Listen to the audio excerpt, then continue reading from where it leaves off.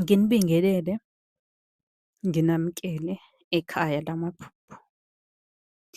Baningi-ke ababuzayo kuma-comment, kodwa nje silokhu sithatha nga-one, sichaze, sithathe nga-one, sichaze.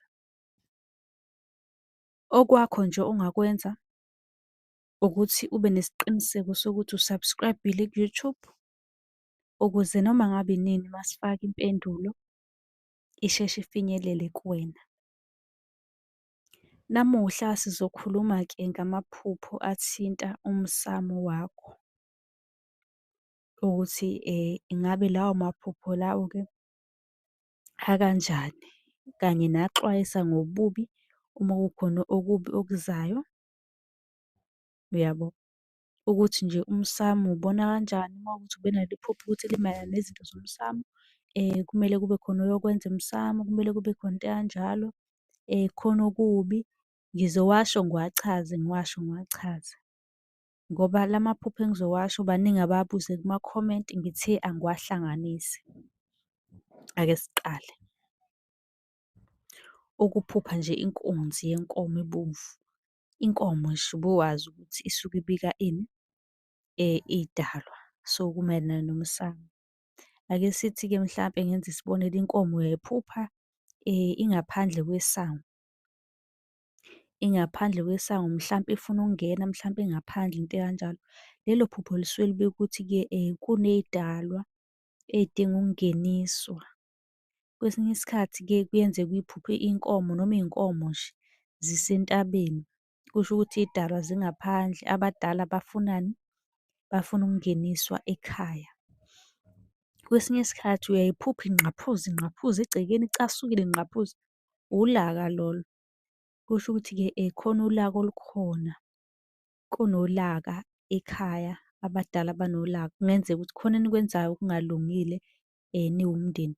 Kwesinye isikhathi inkomo iyangena endlini, kusho ukuthi iy'dalwa zifuna ukungeniswa, uyabo? Ngoba kwesinye isikhathi abanye abantu bake behambe bewakha umuzi le, beshiya umuzi ikhaya labo, thole ukuthi akusahlali muntu, bahleli le, abadala bangenisiwe basele bodwa le emanxiweni.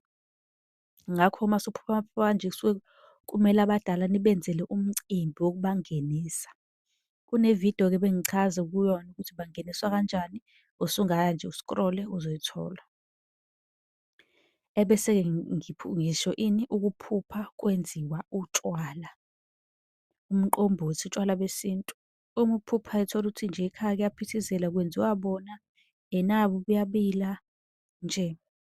Abadala basuke bomile lapho bedinga ukuthi-ke nibagayele kube khona enibenzela khona. Yabo njengoba sekubila kubila, kusuke kubika ukuthi-ke uma nibenzela lokho abadala, khona okuhle abazonilethela khona. Kahle kahle abadala basuke bomile. Ngakho-ke sukuma uwenze lokhu abakushoyo. Ukuphupha-ke umuntu wakini ongasekho, ngabe uma wakho, ubaba wakho, kodwa owasemndenini ekhala. Lelo phupho alikho lihle, kusho ukuthi la khona udumele, akakhululekile. Okungenzeka ukuthi nasekhaya noma wena nanijwayelene kodwa manje anisamnakile neze. Ngoba siyazi ukuthi-ke abantu abangasekho bayathanda ukunakwa, benzelwe izinto ngendlela elungile njengoba ngishilo ukuthi uma kumele kwenziwe lokhu, uma kumele ugaye, gaya. Ukuphupha unqunu khona. Ukuphupha kunqunu kusuke kubika ukuthi-ke kunemfihlo noma kunokuthile okufihliwe ngawe okuzovela noma kunodaba oluzokumangaza. Kahle kahle akukho kuhle. Ebese kuba ukuphupha umshado. Uma uphupha umshado, akukho kuhle nalokho njengoba ngisho ukuthi nala maphupho amabi siwachaza. Kusuke kuyingozi ezayo, okungenzeka kuzoba khona isimo esingekho sihle esizonihlanganisa njengomndeni. Ukuphupha koshoniwe.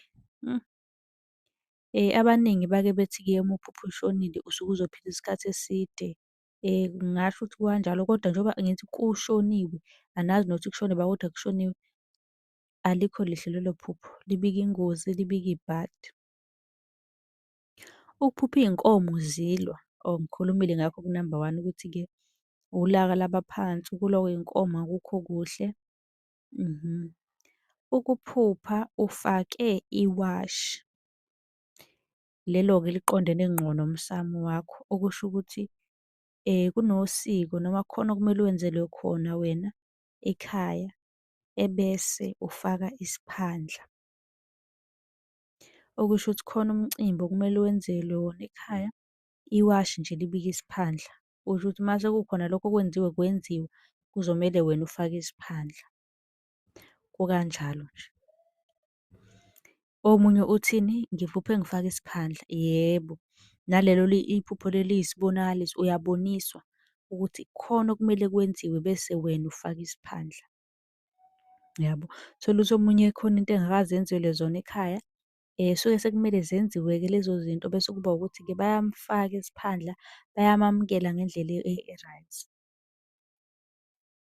Ukuphupha umndeni wakho uhlangene kukhulunywa.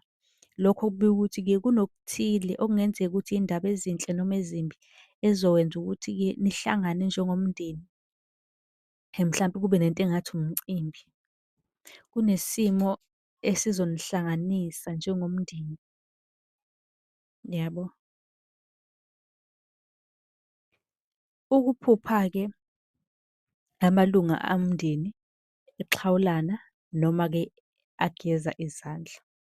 Lokho kusuke kubikani? Inkonzo yokuxolelana, ukuhlambukelana okungenzeka ukuthi ekhaya kukhona abantu abangazwani noma vele ekhaya ninakho ukuhilizisana anizwani kahle.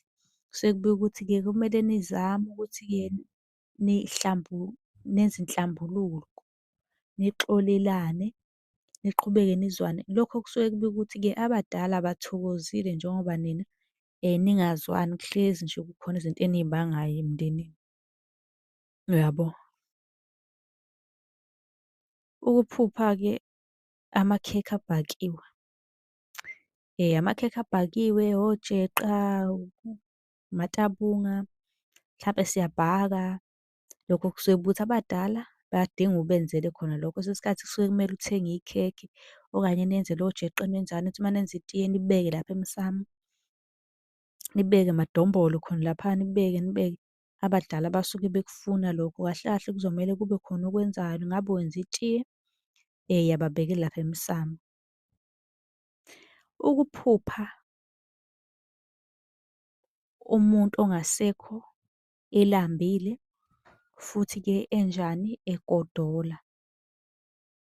Lokho kusuke kubika ukuthi lowo muntu kumele nimuthengele iy'mpahla, kumele nimenzele ukudla, nimenzele itiye, hlampe nibeke emsamo, nikhombise ukuthi nina animkhohliwe nisamthanda. Kwesinye isikhathi kuyenzeka aphuphe ingane encane, nizotha iyakhala, iyagodola, igqokile. Leyo ngane kungenzeka ukuthi khona ekhaya hlampe owakhipha isisu noma owaphunyelwa isisu, washona ingane. Leyo ngane-ke ayikaze yenzelwe lutho ekhaya. Okusho ukuthi lowo muntu sekumele kwenziweni, kusuke sekumele kube khona enimenzela khona emndenini ukuze nengane izothola ukuphumula kahle. Ebese siyadlula-ke sesikhuluma okokugcina, ukuphupha owangakini, umuntu wakini ongasekho ewasha. Lokho kubika ukuthini? Lowo muntu loyo kubika ukuthi-ke udinga nimenzele inhlambuluko, ufuna nimenzele inhlambuluko.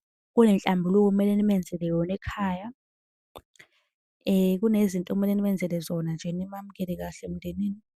Besicela ukuthi uma unombuzo ubuze ku-comment ukuze sizokwazi ukuthi-ke siphendule umbuzo wakho ngevidiyo. Kanti uyakwazi ukusilandela ku-TikTok, usi-inbox, usicele inombolo ka-WhatsApp. Uzokwazi ukuthi ubuze khona njalo uma unemibuzo ofisa ukuyibuza. Ningakhohlwa uku-subscribe-a nisi-follow-we lapha ku-YouTube. Nisale kahle.